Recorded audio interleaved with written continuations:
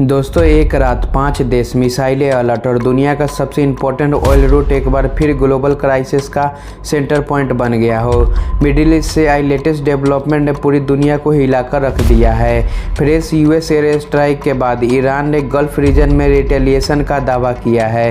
Report के मुताबिक Jordan, Bahrain, Qatar, Oman and UAE में मिसाइलें और ड्रोन अलर्ट किए गए हैं। कुछ जगहों पर एयर डिफेंस सिस्टम एक्टिवेट हुए हैं और इंटरसेप्ट में पता चला है कि रिपोर्ट के सामने आई है कि ईरान रिटेलिएशन कर रहा है। साथ ही ईरान ने कहा है कि स्ट्रेट ऑफ हॉर्मुज को बंद किया जा रहा है, जबकि अमेरिका ने मैरीटाइम अथॉरिटीज़ का कहना है कि कमर्शियल शिपिंग को प्रोटेक्ट करने की कोशिश जारी हो रही है। लेकिन सबसे बड़ा सवाल, क्या ये सिर्फ रिटेलिएशन का एक फेज़ है या फिर मिडिल ईस्ट से ऐसे कॉन्फ्लिक्ट की तरफ बढ़ रहा है जिसके असर पूरी दुनिया पर इकोनॉमी पर पड़ सकता है। आज की वीडियो में हम पूरी लेटेस्ट डेवलपमेंट के साथ बात करेंगे। दोस्तों, सबसे पहले हम बात करेंगे कि एक रात में ऐसा क्या हो गया। सब कुछ तब शुरू हुआ जब अमेरिका ने ईरान के मिलिट्री टारगेट पर फ्रेश स्ट्राइक किए। वाशिंगटन का कहना है कि ये एक्शन स्ट्रेट ऑफ हॉर्मुज के पास कमर्शियल शिपिंग पर हुए अटैक का रिस्पॉन्स में किया गया था और कुछ ही घंटों बाद ईरान ने रिटेलिएशन का दावा किया। रिपोर्ट के मुताबिक मिसाइलें और ड्रोन गल्फ रीजन की तरफ लॉन्च किए गए हैं। कतर के दोहा में एक्सप्लोजन की आवाज़ सुनाई दी है और यूएई ने कहा है कि उसके एयर डिफेंस सिस्टम इनकमिंग मिसाइलें और ड्रोन को इंटरसेप्ट कर रहे हैं। बहरीन में वार्निंग सिग्नल भी बज रही है और ओमान और जॉर्डन जैसे कंट्री में सिक्योरिटी अलर्ट और भी बढ़ा दिए गए हैं। दोस्तों, अब बात करते हैं स्ट्रेट ऑफ हॉर्मुज इतना इंपॉर्टेंट क्यों है।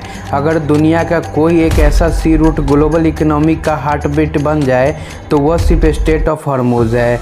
ग्लोबल ऑयल एक्सपोर्ट का बहुत बड़ा हिस्सा इसी नैरो वाटरवे से गुजरता है और इसी रूट से गल्फ कंट्रीज़ का ऑयल ऐसा यूरोप में जाता है जो कि दुनिया का हर हिस्सों तक पहुंचता है। ईरान ने कहा है कि स्ट्रेट ऑफ हॉर्मुज को बंद किया जा रहा है, लेकिन मैरीटाइम एजेंसी और यूएस की तरफ से शिपिंग को चलने रखने के लिए बात की जा रही है और ग्राउंड सिचुएशन तेज़ी से बदल रही है। दोस्तों, गल्फ कंट्रीज़ हमेशा टारगेट क्यों बन रहे हैं। बहरीन में यूएस नेवी का 5th फ्लीट मौजूद है। कतर में अमेरिका का अल दोहा एयरपोर्ट पर एयर बेसेस है और कुवैत यूएई में जॉर्डन भी रिलीजियस सिक्योरिटी आर्किटेक्चर में इम्पोर्टेंट पार्टनर है। इसी वजह से अगर यूएस ईरान कॉन्फ्लिक्शन बढ़ता है तो ये कंट्री स्ट्रेटेजिक प्रेशर का हिस्सा बन जाते हैं। कई गल्फ गवर्नमेंट ने अटैक का निंदा की है और रेजिस्टेंस की अपील की है। दोस्तों, गल्फ रीजन सिर्फ एक जियोपॉलिटिकल एरिया नहीं है, ये एक ज्योग्राफिकल एरिया नहीं है, ये दुनिया की एनर्जी सप्लाई का हार्ट है। Saudi Arabia, Qatar, Kuwait, Bahrain और यूएई ये सब मिलके ग्लोबल ऑयल और एलएनजी एक्सपोर्ट में मेजर रोल निभाते हैं और इसी रीजन के पास स्ट्रेट ऑफ हॉर्मुज है जहां से दुनिया का ऑयल एक्सपोर्ट यहीं से बड़ा हिस्सा गुजरता है। अगर यहाँ मिलिट्री टेंशन बढ़ती है तो उसका असर पूरे मिडिल ईस्ट तक नहीं, पूरे दुनिया तक आ जाती है।